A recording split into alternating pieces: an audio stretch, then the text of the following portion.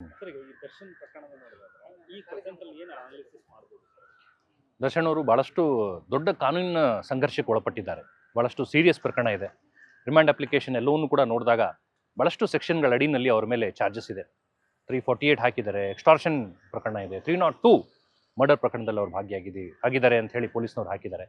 ಜೊತೆಲಿ ಕಿಡ್ನಾಪ್ ಪ್ರಕರಣ 364 ಇದೆ, 120B ಕ್ರಿಮಿನಲ್ ಕಾನ್ಸ್ಪಿರಸಿ ಇದೆ, ಅಪರಾಧೀಕೃತ ಸಂಚನ್ನು ಮಾಡಿದ್ದಾರೆ, ಅವನ್ನ ಅಲ್ಲಿಂದ ಕಿಡ್ನಾಪ್ ಮಾಡ್ಕೊಂಡು ಬಂದಿದ್ದಾರೆ ರೇಣುಕಾಸ್ವಾಮಿ ಅನ್ನೋರನ್ನ ಅಂತ ಇದೆ. ಜೊತೆಯಲ್ಲಿ ಡಿಸ್ಟ್ರಕ್ಷನ್ ಆಫ್ ಎವಿಡೆನ್ಸ್ ಇದೆ, 201 ಹಾಕಿದ್ದಾರೆ. ಸೊ ಭಾಳಷ್ಟು ಸೀರಿಯಸ್ ಪ್ರಕರಣದಲ್ಲಿ ಅವ್ರು ಇನ್ವಾಲ್ವ್ ಆಗಿದ್ದಾರೆ. ಹಾಗಾಗಿ ಇನ್ನು ಸುದೀರ್ಘವಾದಂಥ ಕಾನೂನಿನ ಹೋರಾಟ ಅವ್ರು ಮಾಡಬೇಕು.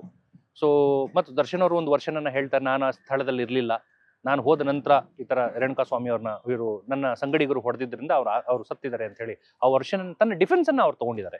ಅದು ಎಷ್ಟು ಮಟ್ಟಿಗೆ ಅದನ್ನು ಸಾಕ್ಷಿಯಾಗಿ ಅವರು ತನಿಖಾಧಿಕಾರಿಗಳಿಗೆ ಕನ್ವಿನ್ಸ್ ಮಾಡ್ಲಿಕ್ಕೆ ಸಾಧ್ಯ, ಎಷ್ಟು ಮಟ್ಟಿಗೆ ಅದು ಸಬ್ಸ್ಟಾನ್ಷಿಯೇಟ್ ಮಾಡಲಿಕ್ಕೆ ಬೇರೆ ವಿಟ್ನೆಸ್ಗಳು ಎಷ್ಟು ಸಬ್ಸ್ಟಾನ್ಷಿಯೇಟ್ ಮಾಡ್ತಾರೆ ಅನ್ನೋದನ್ನು ಈಗ ಚಾರ್ಜ್ ಶೀಟ್ ಬರೋವರೆಗೂ ನಾವು ಕಾಯಬೇಕಾಗ್ತದೆ. ಚಾರ್ಜ್ ಶೀಟ್ ಬಂದ ನಂತರ ವಿ ಕ್ಯಾನ್ ಜಸ್ಟ್ ಅನಲೈಸ್ ಎಷ್ಟು ಸೀರಿಯಸ್ನೆಸ್ ಇದೆ ಅಂತ ಚಾರ್ಜ್ ಶೀಟ್ ಬಂದ ನಂತರ ನೋಡಿ. ಖಂಡಿತ. ಈಗ ನಾರ್ಮಲಿ ಏನು ಮಾಡ್ತಾರೆ, ಚಾರ್ಜ್ ಶೀಟ್ಗಿಂತ ಮುಂಚೆ ಸಹಜವಾಗಿ ಬೇಲ್ ಕೊಡುವಂಥ ಸಾಧ್ಯತೆಗಳು ಭಾಳ ಕಮ್ಮಿ. ಯಾಕಂದರೆ ಅಂಡರ್ ಇನ್ವೆಸ್ಟಿಗೇಷನ್ ಇರುತ್ತೆ. ಸೊ ಅನೇಕ ಸಾಕ್ಷಿಗಳನ್ನು ವಿಚಾರಣೆ ಮಾಡಬೇಕಾಗ್ತದೆ, ಅನೇಕ ಸಾಕ್ಷಿಗಳು ಬೇರೆ ಬೇರೆ ರಾಜ್ಯಗಳಲ್ಲಿ ಇರ್ತಾರೆ, ಎಷ್ಟು ಮೆಟೀರಿಯಲ್ಗಳನ್ನು ಕಲೆಕ್ಟ್ ಮಾಡಬೇಕಾಗ್ತದೆ. ಈ ಮರ್ಡರ್ ಆದಂಥ ಸಂದರ್ಭದಲ್ಲಿ ಹಣಕಾಸಿನ ನೆರವು ಕೊಟ್ಟವನ್ನೆಲ್ಲ ವಿಚಾರಣೆ ಮಾಡಬೇಕು. ಹಾಗಾಗಿ ಈ ಥರ ಪ್ರಿಲಿಮಿನರಿ ಸ್ಟೇಜಲ್ಲಿ ಬೇಲ್ ಅಪ್ಲಿಕೇಶನ್ ಹಾಕಿದ್ರೆ ಸಾಮಾನ್ಯವಾಗಿ ರಿಜೆಕ್ಟ್ ಮಾಡ್ತಾರೆ ಅಂತ ಹೇಳಿ ಯಾವ ಆರೋಪಿಗಳಿಗೂ ಕೂಡ ಇಮಿಡಿಯೇಟಾಗಿ ಬೇಲ್ ಅಪ್ಲಿಕೇಶನ್ ಹಾಕೋದಿಲ್ಲ.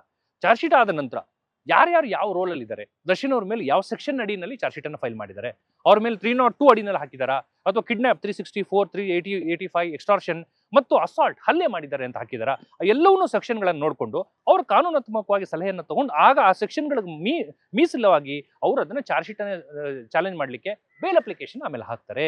ಈಗ ಹಾಕಿದ್ರೆ ಏನಾಗ್ತದೆ, ಈಗ ಒಂದು ಕ್ಲಾರಿಟಿ ಇಲ್ಲ, ಎಲ್ಲರ ಮೇಲೂ ಕಾಮನ್ ಸೆಕ್ಷನ್ಸ್ ಇದೆ. ಈಗ ಹಾಕಿದ್ರೆ ಖಂಡಿತವಾಗ್ಲೂ ರಿಜೆಕ್ಟ್ ಆಗೋ ಚಾನ್ಸಸ್ ಜಾಸ್ತಿ ಇರೋದ್ರಿಂದ ಚಾರ್ಜ್ ಶೀಟ್ ಆಗಲಿ ಅಂತ ಕಾಯ್ತಾರೆ. ಚಾರ್ಜ್ ಶೀಟ್ ಆದ ನಂತರ ತ್ವರಿತವಾಗಿ ಇಮಿಡಿಯೇಟ್ ಆಗಿ ರೋಲ್ ನೋಡಿಕೊಂಡು ಅದನ್ನ ಬೇಲ್ ಅಪ್ಲಿಕೇಶನ್ ಫೈಲ್ ಮಾಡಿ. ನ್ಯೂಸ್ ಫಸ್ಟ್ ನಿರ್ಭೀತಿಯಿಂದ ನಿಮ್ಮ ಪರವಾಗಿ.